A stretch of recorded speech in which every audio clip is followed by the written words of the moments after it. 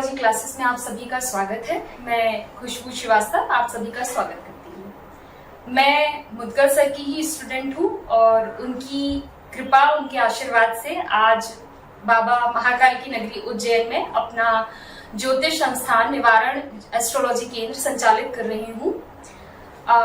मैं कहूँ कि मैंने सीखा है, ये बहुत छोटी बात होगी क्योंकि ज्योतिष एक ऐसा विषय है जो ब्रह्मांड की तरह अनंत है। जिस तरह से ब्रह्मांड का कोई अंत नहीं है, ज्योतिष का भी कोई अंत नहीं है। तो आप लोगों की तरह मैं भी आज भी सीख रही हूँ और आज गुरु पूर्णिमा के अवसर पर मैं यहाँ सर के आशीर्वाद के लिए उपस्थित हूँ।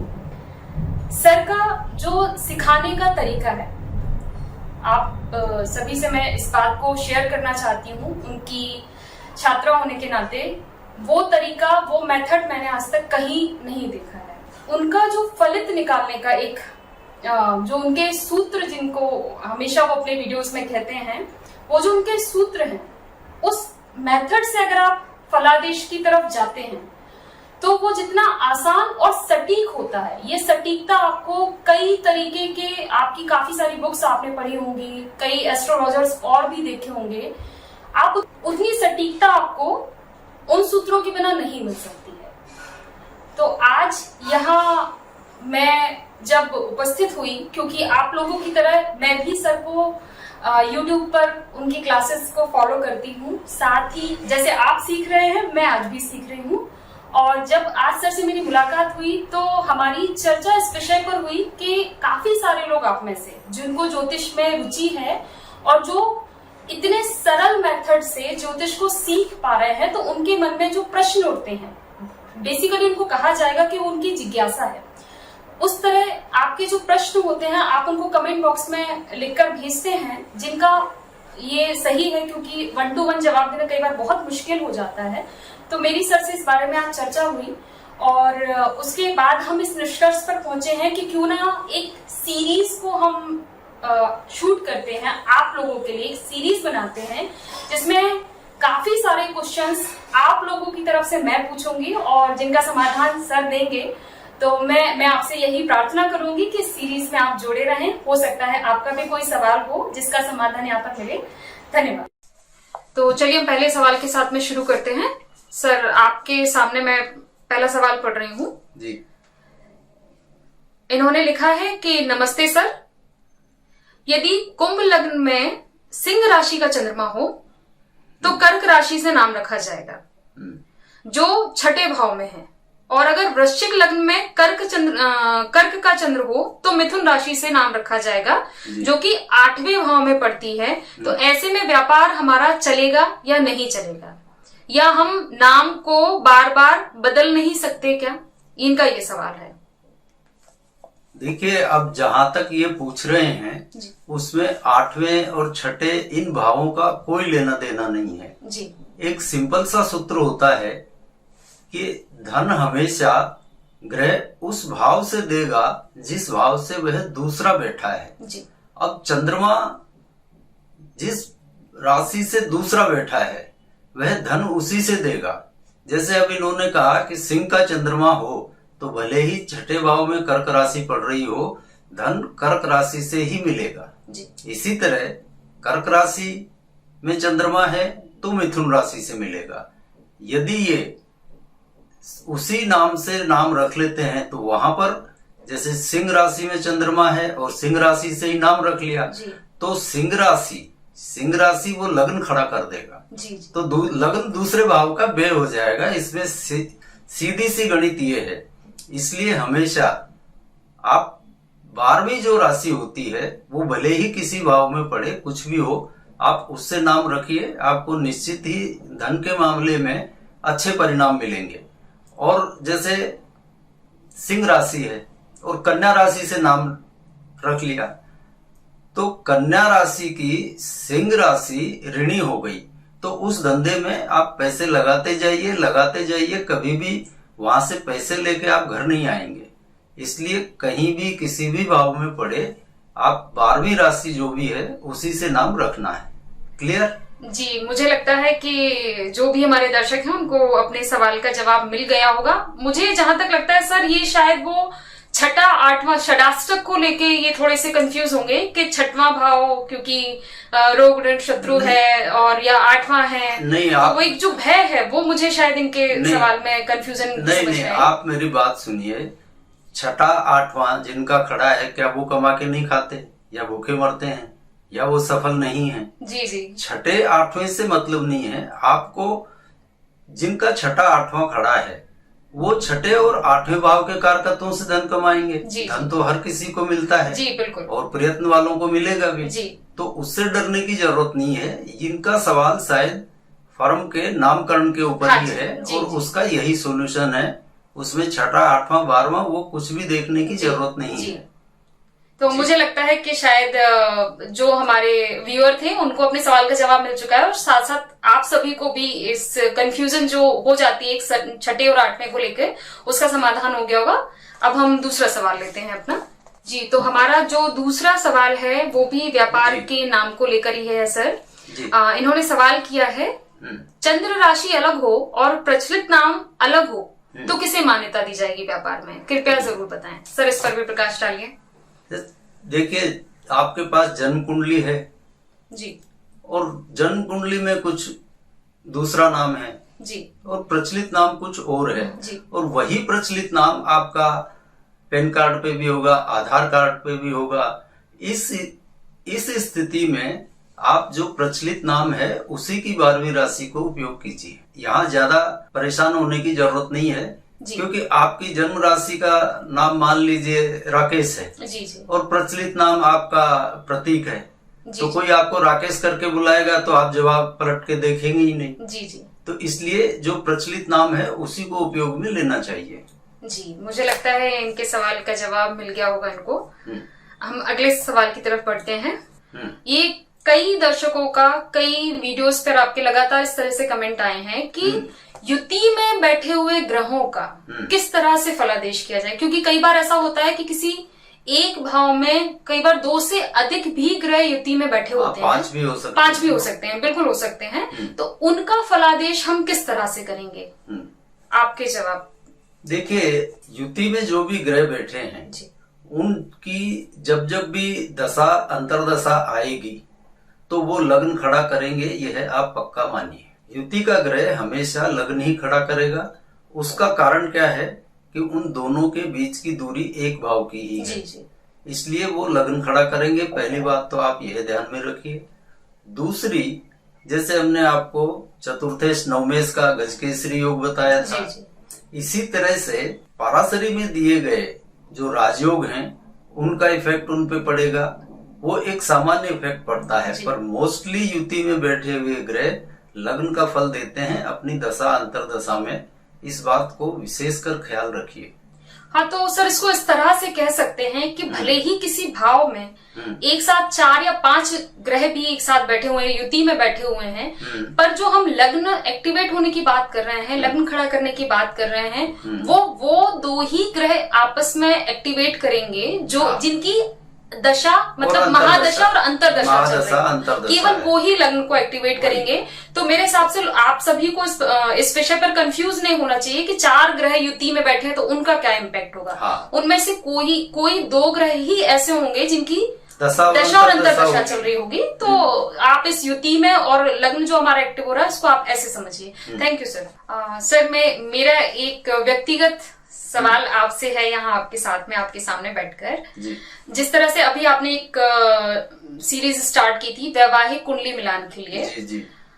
सर हमने देखा है जो बेसिकली कुंडली को देखते हैं या कुंडली में विश्वास रखते हैं लोग अपने गुण मिलान के साथ में विवाह कर देते हैं। कई बार बहुत अच्छी कुंडली भी मिली होती है, पर प्रायः ये देखा जा रहा है आज वर्तमान समय में कि या तो अच्छी कुंडली अच्छे गुण मिलने के बावजूद भी लोगों के घरों में ग्रह कलेश की समस्या या पति पत्नी आपस में उनमें कोई ऐसा प्रेम संबंध ही नहीं है, या फिर स्थिति इतनी खराब होती जा रही है कि कई लोग तो डाइवोर्स फाइल कर चुके हैं, कईयों का हो चुका है, जो आज की परिस्थिति में बहुत कॉमन दिखता है।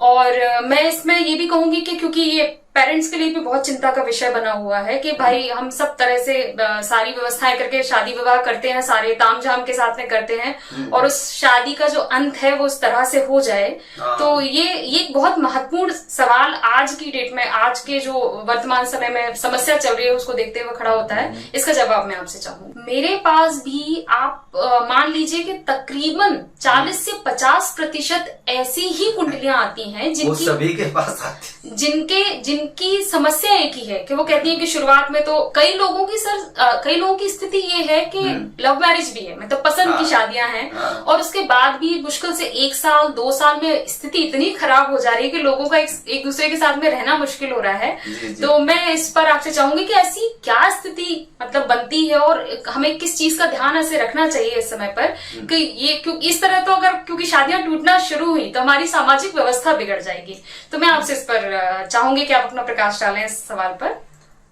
अब देखिए, जहां तक कुंडली मिलान गुण मिलान का सवाल है जी, तो गुण मिलान से कोई बात नहीं बनेगी जी। मैंने अभी कुछ 3-4 एपिसोड इसी बारे में किए थे। जी, जी। तो वो कारण बनते हैं इस वैवाहिक जीवन में कलह के। जी, जी। तो उनको टाला जाए तो ठीक है। अब यहाँ पर एक महत्वपूर्ण बात आपको बता देता हूँ जी, कि सबसे पहले मंगल को जिस मांगलिक दोष के परिप्रेक्ष्य में देखा जाता है, जी, जी, आप उसको मत देखिए, उससे कुछ फर्क नहीं पड़ेगा। मंगल कभी भी किसी को मारेगा नहीं, ये पक्का है। जी, जी। और मैं अपने अनुभव से बता रहा हूँ, मंगल को आप सिर्फ अगर वैवाहिक जीवन के हिसाब से देख रहे हैं तो सिर्फ धनु का जो मंगल होता है जी, वो अकेला ही दूसरा विवाह करवाने की क्षमता रखता है। जी, जी। इसलिए धनु का मंगल बहुत खतरनाक होता है इस मामले में। बाकी वो सब बढ़िया, भाग्य बढ़ाएगा, धार्मिक बनाएगा, सब कुछ बढ़िया रिजल्ट देगा, लेकिन वो दूसरी शादी करवाने का अकेला दम रखता है। जी, जी। तो इसलिए आप पाएंगे, आप देखना कि जो भी इस तरह के केस आए हैं जिनमें दूसरी शादी हो रही है उनमें आपको धनु का मंगल मिलेगा ही। दूसरी बात, यदि नक्षत्र स्वामी की उच्च राशि लग्न में है तो नीच राशि सप्तम में होगी। जी, जी, जी। तो इनका वैवाहिक जीवन कभी सुखी रहेगा नहीं। जी। तो इसलिए ये स्थिति भी टालना जरूरी है। और दूसरा, आप जब कुंडली मिलान के हिसाब से देखा जाए ना, उस समय आप देखिए जिस जातक का ज्यादा लग्न एक्टिव होगा उसके वैवाहिक जीवन में उतनी ही समस्याएं आएंगी। ये बात आप पक्की समझ लीजिए। और इसके लिए सबसे बेहतर विकल्प जो होता है ना, वो आप देखिए कि उसका सप्तम कहीं जागृत है या नहीं, भले वो चंद्रमा से हो या कहीं से भी हो। तो ये दाम्पत्य जीवन की परेशानियां इस वजह से आती हैं। दूसरा, एक जिस बात पर लोग ध्यान नहीं देते हैं, मान लीजिए कुंडली में लव मैरिज का योग है और उसकी जबरन अरेंज मैरिज कर दी जाएगी तो वो टिकेगी नहीं। जी, जी, जी, जी। इसी तरह से लव मैरिज के योग वाले की अरेंज मैरिज कर लो, उसमें भी दिक्कत पड़ेगी। जी, जी, बिल्कुल। और जिसकी अरेंज मैरिज होनी है वो लव मैरिज कर ले, जी, जी, तो उसमें भी पत्थर ही पड़ेंगे। जी, जी, बिल्कुल। तो आजकल ये काफी कॉमन समस्या है। खाली गुण मिलान से काम नहीं चलेगा। मैंने जो सीरीज बनाई थी उसमें आप राहु केतु को भी देखिए और मंगल को विशेष कर देखिए। और लग्न अगर ज्यादा खड़ा है, जैसे मान लीजिए लग्न के नक्षत्र में ही जन्म है, बिल्कुल, उनको भी दिक्कत आएगा। मतलब आप कहीं भी देख लीजिए, सप्तम भाव जहाँ कमजोर होगा और आपके पास जितनी कुंडलियां आई हैं, आप देख लीजिए इन्हीं में से कुछ ना कुछ कारण मिल जाएंगे। बिल्कुल, बिल्कुल। और आपने देखा भी होगा। जी, जी।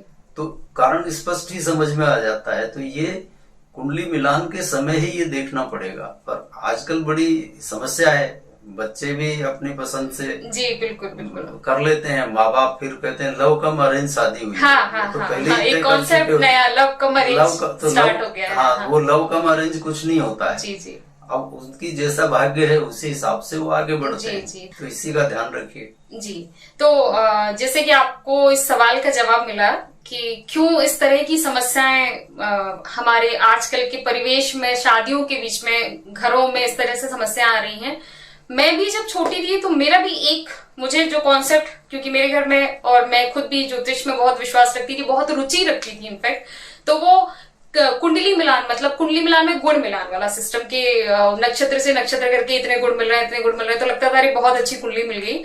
तो पहले जो कॉन्सेप्ट था वो आज भी लोग उस चीज में क्लियर नहीं है। एंड मैं बहुत फॉर्चुनेट अपने आप को इस मामले में बहुत भाग्यशाली मानती हूँ, क्योंकि सर की वजह से ये कॉन्फिडेंस आया है आज की डेट में मुझे कुंडली मिलाने में कि गुण कुछ नहीं होते हैं। अगर कुछ पर्टिकुलर सिचुएशंस जो हैं कुंडली में, अगर वो फॉर्मूले फिट हो रहे हैं, 2, 5, 10 मैंने खुद ने अप्रूव की है, 10 गुण भी मिल रहे हैं, तो आप शादी कीजिए और वो लोग काफी अपनी लाइफ में खुश हैं, सक्सेसफुल हैं। तो आप लोग प्लीज गुड़ के पीछे मत भागिए कि 25 से ज्यादा मिल रहे हैं और बिल्कुल 28 मिल रहे हैं तो शादी एकदम बेहतरीन तरीके से होने वाली है।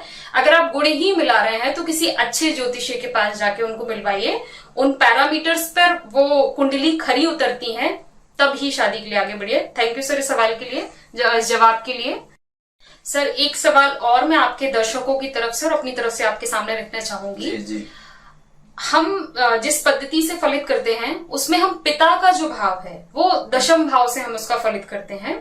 इसी तरह से दक्षिण भारतीय ज्योतिष पद्धति में पिता का जो भाव है वो नवम भाव लेते हैं।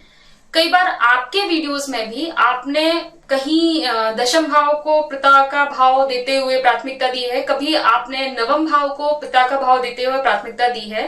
तो कई बार इससे दर्शकों को एक कंफ्यूजन होता है कि हम कौन सा भाव एक्चुअल में लें, कि पिता के लिए हम दशम लें या नवम लें। सर इसके बारे में कुछ आप थोड़ा सा क्लियर करेंगे? मतलब आपका कंफ्यूजन कुल इतना है कि पिता का भाव कौन सा है। जी बिल्कुल। तो ये बात सही है कि दक्षिण भारत में नवम को ही पिता का भाव लेते हैं और हमारे उत्तर भारत में दशम भाव को पिता का भाव माना गया है। और एक तरह से देखें तो ये सही भी है। सही किस सेंस में है कि चतुर्थ भाव माता का है। जी। तो चतुर्थ से सप्तम दशम उसका स्पाउस हुआ तो पिता का हुआ। बिल्कुल। फिर अब ये राज क्या है कि नवम भाव पिता का। जी। देखिए नवम भाव एक्चुअली आप देखेंगे काल पुरुष की कुंडली में होता है गुरु का। जी। गुरु यानी मुखिया, वयोवृद्ध, सबसे बड़ा।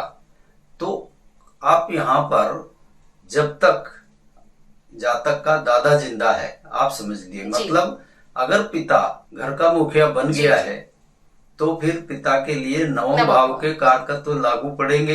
ये मैंने एक नहीं सैकड़ों कुंडलियों में देखा है कि जो आदमी घर का मुखिया बन गया तो उसके लिए नवम भाव ही, क्योंकि वो वहां पे गुरु हो गया, मतलब मुखिया हो गया है, तो वहां पे नवम भाव ही लागू पड़ेगा। और जब तक ग्रैंडफादर है जब तक आप दशम भाव से देखिए। मैंने कई कुंडलियों में देखा है कि किसी जातक का नवम भाव बुरी तरह से कमजोर हो रहा है, खत्म हो रहा है, वहां पे पिता की मृत्यु हो गई। जी। और अब यहाँ उलझन पड़ती है। लेकिन जब उससे पूछा गया कि भाई तुम्हारे दादाजी हैं, वो कहता नहीं सर दादाजी तो 20 साल पहले ही चले गए। तो ये ध्यान रखिए जब तक जो घर का मुखिया है वही नवम है, आप मुख्य रूप से ये समझ लीजिए। तो इसमें ज्यादा कंफ्यूज होने की जरूरत नहीं है। अगर जो घर का मुखिया है, पिता घर का मुखिया बन चुका है तो पिता के लिए नवम भाव देखिए। जब तक दादा जिंदा है, मतलब पिता के पास सत्ता नहीं आई है, तब तक आप दशम भाव देखिए। सिंपल सी बात है। जी।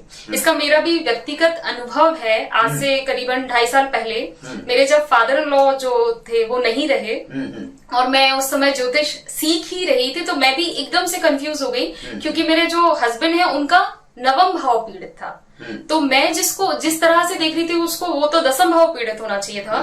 पर तब जब मेरी आपसे बात हुई, आपने भी वो कुंडली बहुत विचार उस पर किया था, तब ये समझ में आया कि क्योंकि मेरे फादर मतलब जो फादर इन लॉ हैं उनके फादर नहीं है, तो उस हिसाब से हमारी फैमिली के जो मुखिया थे वो हमारे फादर इन लॉ थे। तो इसीलिए वो नवम भाव पीड़ित होने पर, मेरे हस्बैंड के नवम भाव पीड़ित होने पर हमारे जो ससुर साहब हैं उस समय पे उनका देहांत हुआ था। तो वो मेरा व्यक्तिगत अनुभव है कि ये जो मुखिया वाली स्थिति है जिसमें, क्योंकि एक तो हो गया पिता और एक मुखिया घर का, ये दो अलग अलग सिचुएशन हो जाती है। पिता तो हो ही सकता है, मतलब अगर एक ज्वाइंट फैमिली में 4 पुरुष हैं तो 4 पुरुष 4 पिता हो सकते हैं, पर उनमें जरूरी नहीं है कि वो 4 में से मुखिया भी सभी हो, मुखिया कोई एक हो सकता है, एक होगा, वो उसी पर लागू जी होगा। जी जी। तो वो नवम जो स्थिति है, नवम भाव पीड़ित होने की सिचुएशन है, वो घर के मुखिया पर है। यदि पिता अगर घर के मुखिया है तो डेफिनेटली जो नवे भाव का विचार है वो मतलब मुखिया के सेंस में, आपके पिता के सेंस में किया। आप देख लीजिए 10-20 ऐसी कुंडलियां उठा के जी, जी। आपको 100% यही बिल्कुल मिलेगा। बिल्कुल बिल्कुल। जब तक दादा है तब तक पिता के लिए दसम भाव, जी जी। और उसके बाद में नवम, मैंने जो घर का मुखिया बन गया जी। उस पर नवम लागू होगा। जी, साउथ वाले सिर्फ नवम को लेते हैं, जी। वो दसम को नहीं पकड़ते। अब उनसे पूछो कि माता के भाव से तो नवम भाव छठा हो जाएगा, जी जी। तो उसका कोई जवाब वो देते नहीं है। जी सर, जैसे कि अभी हमने ग्रह कलेश और डाइवोर्स को लेके अभी हमने चर्चा की है। अब मान लीजिए कि आपस में बनी ही नहीं और डाइवोर्स हो ही गया है, ठीक है, तो अब व्यक्ति ये देखेगा कि उसकी दूसरी शादी के लिए कौन सा भाव जिम्मेदार होगा और कब ऐसी परिस्थिति बनेगी कि वो दूसरी शादी कर पाए या उसका दूसरा विवाह हो पाए। इस पर सर मैं आपके विचार जानना चाहूंगी। देखिए, दूसरी शादी होती है नवम भाव का फल जी, और इसीलिए मंगल के बारे में कहा गया है कि वो जिस राशि में बैठा है जी, आजीवन उसके फल देता रहता है। और जी, इसी वजह से धनु का मंगल इतना खतरनाक हो जाता है कि वो दूसरी शादी की तरफ ले जाता है जी, जी। तो दूसरी शादी का भाव होता है नवम भाव जी। जब भी किसी ग्रह की दशा अंतरदशा में नवम भाव एक्टिव होगा जी, तब दूसरी शादी होगी जी। सप्तम अरेंज मैरिज का है, चतुर्थ लव मैरिज का है जी। और कई कई ऐसे भी आए हैं कि जैसे 2 शादियां टूट गई जी, जी। तीसरी शादी करनी है तो तीसरी शादी एकादश से देखी जाएगी। और मेरे पास ऐसी कई कुंडलियां हैं जिनकी 4-4 शादी तक की कुंडलियां हैं।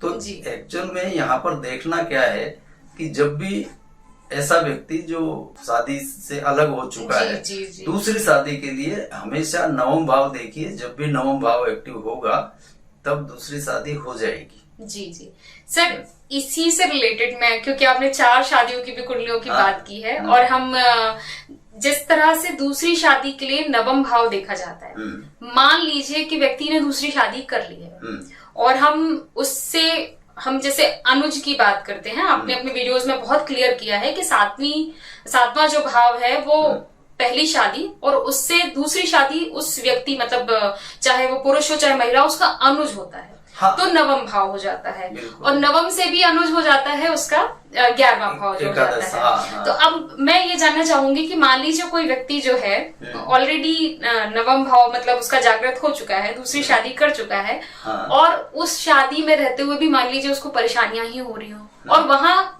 11वां जो भाव है वो किसी भावेश की वजह से एक्टिव हो रहा है, तो क्या वो ये मानेगा कि उसकी तीसरी शादी का योग भी आ चुका है? नहीं, यहाँ देखिए मानने की और नहीं मानने की बात नहीं है।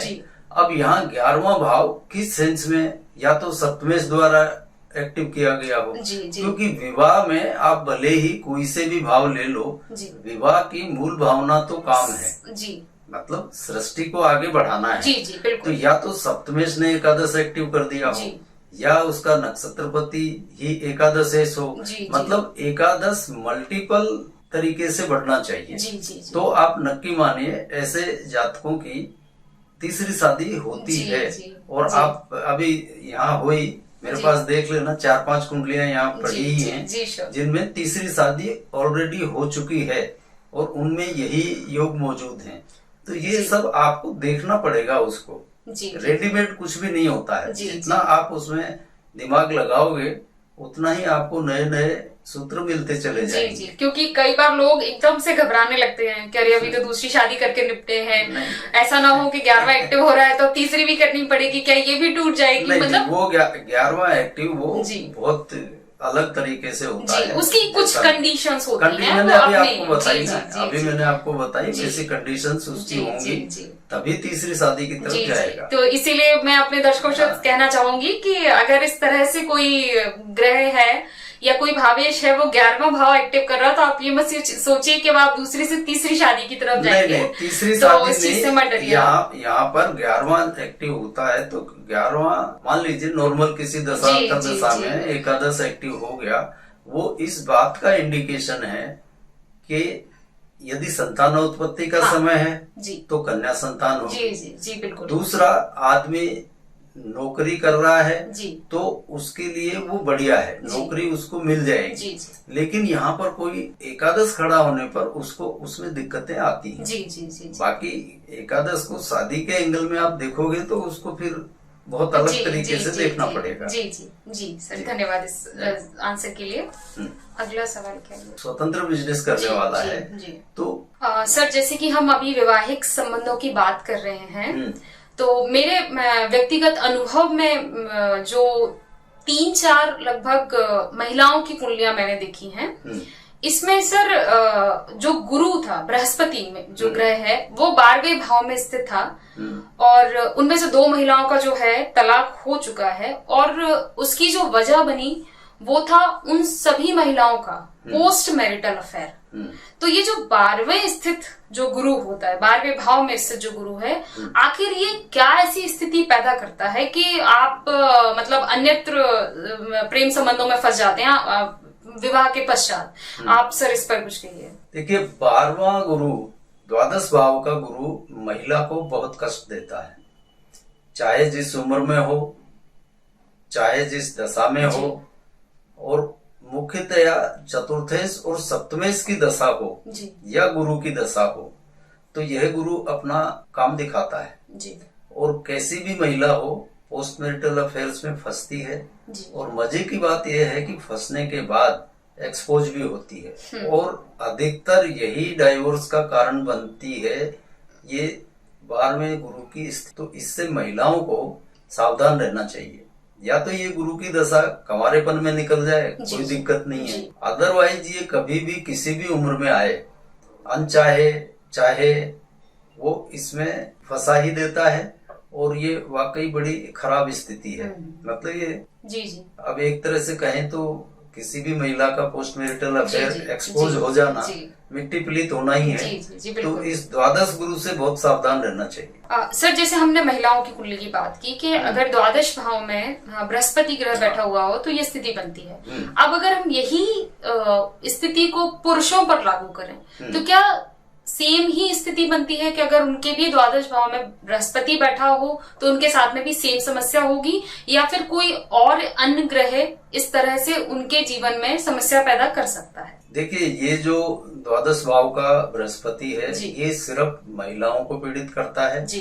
पुरुषों को इससे कोई भी कष्ट नहीं होता। एक बात तो ये जी। पुरुषों को पीड़ित करता है शुक्र जी। अब इसीलिए तो कहते हैं गुरु और शुक्र दुश्मन है, एक देव गुरु एक राक्षस गुरु। तो महिला को पीड़ित करता है बृहस्पति और पुरुष को इन मामलों में पीड़ित करता है शुक्र। अब किसी भी लग्न में हो, अमूमन आप देखेंगे कि तीसरे भाव का शुक्र बैठा हो किसी का भी, यहाँ भले ही आप लग्न राशि वगैरह सब छोड़ दें जी। तो उसके पीछे विपरीत लिंगी पड़ी ही रहती है जी जी। ये तीसरे शुक्र का आप देख लेना कई कुंडलियों में जी जी। जैसे मेरे पास कई लोग आते हैं और उनके जो जैसे टीनेजर बच्चे हैं, यंगस्टर्स जिनको बोलते हैं, 18-19 साल का, तो उनकी मम्मियां बहुत इस चीज के बहुत शिकायतें करती हैं कि अरे लड़के के पीछे इतनी लड़कियों के फोन आते हैं, कहीं ये इस चीज से परेशान, उस चीज से परेशान। तीसरा शुक्र बैठा होगा तो आएंगे ही फोन, उनको बचा नहीं सकते जी। तो लेकिन अब इसमें ये जरूरी नहीं है कि वो बदनाम होगा या उसको कुछ मतलब नुकसान हो जाएगा जी, जी, जी। ये अगर नवम भाव में गुरु बैठा हो, सॉरी, अगर नवम भाव में शुक्र बैठा हो लड़के की कुंडली में, तो उसकी मिट्टी खराब करवा देता है, क्योंकि वो फिर विपरीत लिंगियों के पीछे भागता है और उसमें उसको बदनामी मिलती है। तीसरा शुक्र सिर्फ विपरीत लिंगियों से उसका संबंध रहेगा जी, जी, जी। उसमें बदनामी हो या और कुछ हो ऐसा नहीं होता है जी, जी। वो करता है नवम भाव का शुक्र जी। सर, जैसे हम बात कर रहे हैं कि 9वें भाव में शुक्र में, तो क्या ये सिर्फ काल पुरुष की कुंडली यानी कि मेष लग्न पर लागू होगा या ये किसी भी लग्न पर लागू होगा? नहीं, ये जो शुक्र वाली थ्योरी है जी, तीसरे का शुक्र और नवम का शुक्र जी, ये किसी भी लग्न में लागू होगा। मेष लग्न में तो परफेक्ट है ही है जी, जी। आप अकल लगा के देखना, मेरे ही सूत्र लगा के, तो आपको फार्मूला भी मिल जाएगा जी, जी। कि ऐसा क्यों होता है। लेकिन प्राय मैंने ये पाया है कि हर लग्न में जी ये शुक्र ऐसा ही फल देता है। इसी तरह हर लग्न में महिला की कुंडली में 12वें गुरु यही फल देता है। जी जी इसमें कोई लग्न वगैरह का कोई वो नहीं है। जी। यहाँ सिंपल सी बात है, गुरु और शुक्र आपस में दुश्मनी निकालते हैं। दुश्मनी। अब ये गुरु यानी बृहस्पति और शुक्र की दुश्मनी तो जग जाहिर है। आप देख लीजिए, जी जी जहाँ पर अभी जितने बाबा हैं, अब मैं नाम तो किसका लूं, अच्छे बड़े बड़े बाबा, जी जी ये सारे जो जेल में गए हैं, ये किसके पीछे गए हैं? शुक्र के पीछे ही गए जी ना। जी बिल्कुल। स्त्री ही कारण थी ना उसमें, बिल्कुल बिल्कुल, है ना। तो इसी तरह से शुक्र ने जब उसको मौका लगा जी गुरु को निपटा दिया। वो भी सारे गुरु ही थे, नामी गिरामी गुरु थे। बिल्कुल। और इसी तरह जब गुरु को मौका मिलता है, वो शुक्र को यानी स्त्री को निपटा देता है।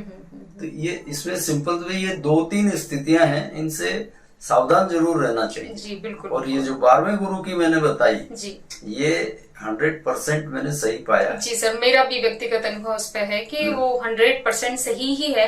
इसको सर हम ऐसे भी कह सकते हैं कि अपने दिमाग में काल पुरुष की कुंडली को ध्यान में रखते हुए कि जैसे शुक्र है जो 9वें भाव में बैठा हुआ है, तो वो बेसिकली बृहस्पति की राशि में बैठा हुआ है। नहीं, यहाँ बृहस्पति में करेक्ट कर दूं, एक्चुअली क्या होता है, यहाँ कालपुरुष की कुंडली की हम बात करते हैं तो आप शुक्र को देखो जी, शुक्र 12वें भाव में उच्च है जी, बिल्कुल। और तीसरे में बैठा है तो अपनी उच्च से वो चतुर्थ हो जाएगा। तो वहाँ क्या है, 12वां भोग, चतुर्थ प्रेम संबंध, इसलिए वो उसमें फंसता है। जी। अब इधर 9वें भाव में होता क्या है, 12वें उच्च है जी, तो भोग तो है ही, और 10वां हो जाता है नवम में बैठ के, तो नवम है दुख का, तो वो उसमें उस भोग में वो दुख देता है, वो जूते पड़वाता है। ये कारण है उसका। और इसी तरह से आप मानो या नहीं मानो जी, काल पुरुष की कुंडली के जो सूत्र हैं उनको आप भूल जाओगे तो फिर कहीं ना कहीं बिल्कुल उनको ध्यान में रखना बहुत जरूरी है। जी जी सर, काफी बातें हमने विवाह पे और जो बड़े हैं उनको लेकर कर ली है। अब मेरा एक व्यक्तिगत सवाल है, क्योंकि बहुत सारी कुंडलियां इस तरह से आती हैं कि कई बार जो बच्चे होते हैं बचपन में, बच्चों की बात की जाए जिससे 12-13 साल की उम्र के तक के बच्चे हैं, प्राइमरी मिडिल स्कूल में पढ़ते हैं, तब तक तो उनका बहुत अच्छा चल रहा होता है सब कुछ। बहुत मतलब पेरेंट्स कहते हैं अरे ये एक्टिविटी में पार्टिसिपेट करता है, उसमें फर्स्ट आता है, क्लास में फर्स्ट आता है, इसमें भी आगे उसमें भी आगे। और अचानक से उन बच्चों के साथ में ये समस्या आती है कि जब वो एक टीन एज में आ जाते हैं, जब उनके बोर्ड एग्जाम्स वाला टाइम आ जाता है और अचानक से उनकी पढ़ाई का स्तर खराब हो जाता है, तो इस समय पर जो पेरेंट्स एकदम से बहुत परेशान होते हैं और भागते हुए आते हैं कि हमारा बच्चा तो पहले बहुत अच्छा करता था और अभी एकदम से इसको ऐसा क्या हो गया है। और अब क्योंकि हम भी ये बात समझते हैं कि जो 10th क्लास है और 12th क्लास है वो बेस है आगे करियर बनाने के लिए। आपको किसी अच्छे कॉलेजेस में आजकल एडमिशन तब मिलता है जब आपका परसेंटेज उतना हो। तो अगर यहाँ स्थिति खराब हुई तो आपके भविष्य में उसका बहुत असर पड़ने वाला है।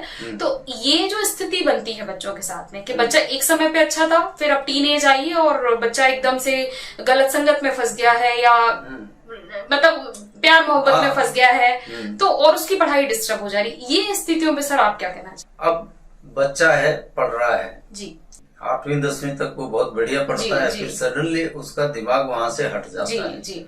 अब इसका मुख्य कारण क्या होता है कि किसी भी ग्रह द्वारा चतुर्थ भाव को एक्टिवेट कर दिया जाना जी, ये पढ़ाई से ध्यान को विकर्षित करता है।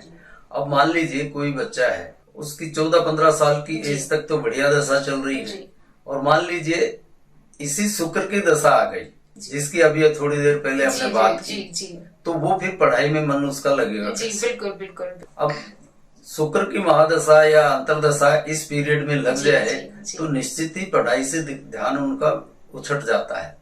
तो इसके उपाय स्वरूप सिंपल सी बात बताता हूँ कि इन बच्चों को इनका पंचम खड़ा करना बहुत जरूरी है। माता पिता को थोड़ा सा कष्ट करके इन बच्चों को सूर्योदय से पहले तो इनको उठा दें जी, मतलब दिन में नहीं सोने दें इनको तो इनका पंचम अपने आप मतलब सुबह उगते हुए सूर्य को देखें जी। ये सबसे बढ़िया उपाय है ऐसे बच्चों के लिए, क्योंकि 4th खड़ा है तो 4th से लगा हुआ ही पंचम है, वहां तक आसानी से जा सकता है, एक कदम चलना है। तो इसका सबसे बढ़िया उपाय मैं जो करवाता हूँ कि उनको सूर्योदय से पहले उठाओ और दौड़ लगाने भेजो 10-15 मिनट, उनका अपने आप ध्यान सही हो जाता है। जी जी। तो इसमें माँ बाप को थोड़ी ध्यान देना पड़ेगा। हमारे टाइम पे तो सर ऐसा था ना कि मतलब सुबह मैथ्स का ट्यूशन होता था तो सुबह 5:30 बजे से स्टार्ट होता था। तो मुझे 8वीं क्लास से अपना ग्रेजुएशन कंप्लीट करने तक मैं सुबह 4 बजे 5 बजे उठी ही हूँ, मतलब एक वो नियम ही था। तो मुझे तो लगता है कई बार इसमें टीचर्स की भी भूमिका हो सकती है, क्योंकि बच्चे अगर कोचिंग जाते हैं तो वो अपना टाइमिंग ऐसा रखें, जो उनके बच्चों के फेवरेट टीचर हैं, मैं ये बोलूंगी, वो अपना टाइमिंग ऐसा रखें कि क्योंकि छात्रावस्था में तो बच्चों को सूर्योदय से पहले उठना ही चाहिए, एक नियम ही होना चाहिए। देखिए अभी बात चल रही थी कि स्कूल तक तो बच्चा बहुत बढ़िया पढ़ रहा है जी।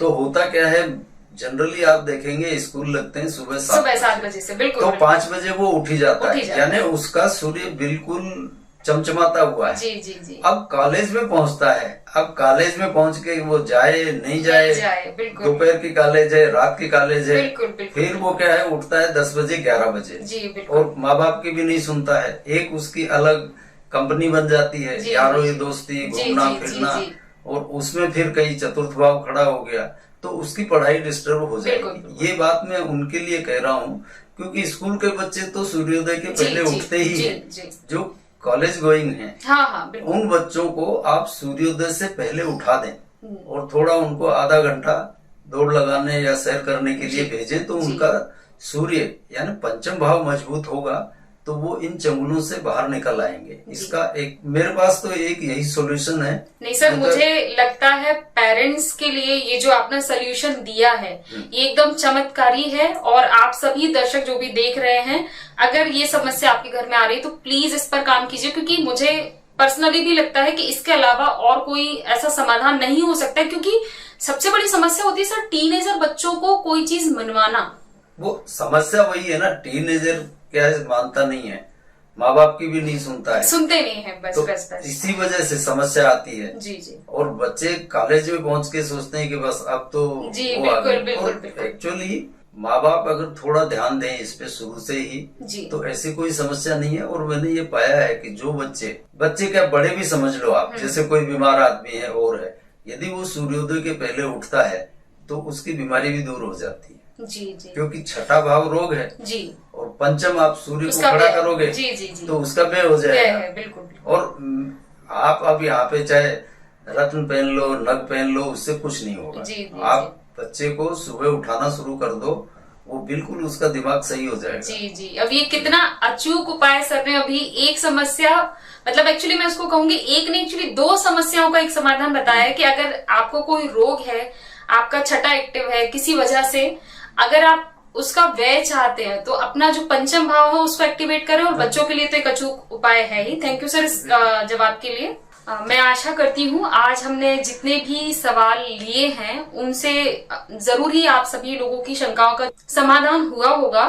गुरु पूर्णिमा के इस अवसर पर मुझे नहीं लगता है कि इससे अच्छा आशीर्वाद किसी गुरु की तरफ से हो सकता है, और इस तरह की सीरीज जो आज जिसका मैं आप लोगों की तरफ से हिस्सा बनी हूँ, मैं इसके लिए सर का बहुत बहुत आभार व्यक्त करती हूँ कि आज हमने ये क्वेश्चन आंसर सीरीज जो है, सर के इतने व्यस्ततम समय में से उन्होंने मेरी रिक्वेस्ट को एक्सेप्ट किया और ये सीरीज आज हम बना पाए हैं। मैं आगे भी सर से ये प्रार्थना करूंगी कि आगे भी समय निकालकर इस तरह की क्वेश्चन आंसर सीरीज को हम आगे भी कंटिन्यू करें। इसके लिए आप सभी से रिक्वेस्ट है कि इस चैनल को ज्यादा से ज्यादा शेयर करें, लाइक करें, सब्सक्राइब करें। धन्यवाद।